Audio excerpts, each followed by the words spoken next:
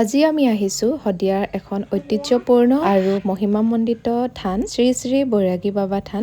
ৰাষ্ট্ৰীয় ঘাইপথৰ একেবাৰে কাষতে থকা এই জাগ্ৰত থানখনত প্ৰতিদিনেই পূজা অৰ্চনা কৰা হয়। শ্ৰী শ্ৰী বৈৰাগী বাবা থানখন শদিয়াৰ ৰাইজৰ বাবে এক মেৰুদণ্ড স্বৰূপ। সুখে দুখে সকলো সময়তে শদিয়াৰ ৰাইজে বৈৰাগী বাবাৰ চৰণত সেৱা ভাগি জনাইহি নিজৰ নিজৰ মনোবাঞ্ছা লৈ, আৰু ঠিক তেনেদৰে বৈৰাগী বাবাও সকলোৰে মনৰ বাঞ্ছা পূৰণ কৰে।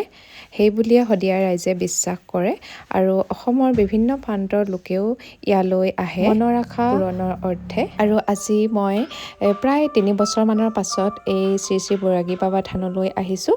ল'ৰাটো যেতিয়া মোৰ গাত আছিলে তেতিয়া মই আহিছিলোঁ, আৰু আহিম বুলি আগ কৰি থোৱা আছিলে কাৰণে ল'ৰাটো জন্ম 3 বছৰ পাছত এয়া আহিছোঁ। চাবুৱাৰ পৰা শদিয়ালৈ আহোঁতে যাওঁতে কিন্তু এই থানখনৰ সন্মুখত কেতিয়াও মূৰ দোৱাবলৈ পাহৰা নাই। আৰু আজি হৈছে এটা বিশেষ দিন, মোৰ জন্মদাত্ৰী আই মোৰ মাৰ আজি জন্মদিন, আৰু ধুনীয়াকৈ মিলি গ'ল। ময়ো আহিম বুলি ভাবি আছিলোঁ, মায়ো জন্মদিন হিচাপে ইয়ালৈ আহিছে। চাওকচোন ইয়াৰ পৰিৱেশ ইমান ধুনীয়া, ইমান শান্তি প্ৰশান্তি, একদম আহিলে মন চন ভাল লাগি যায়।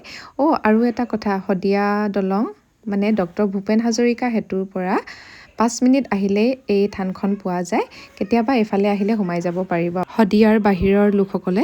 আজিলৈ আহিছোঁ দেই, ধন্যবাদ।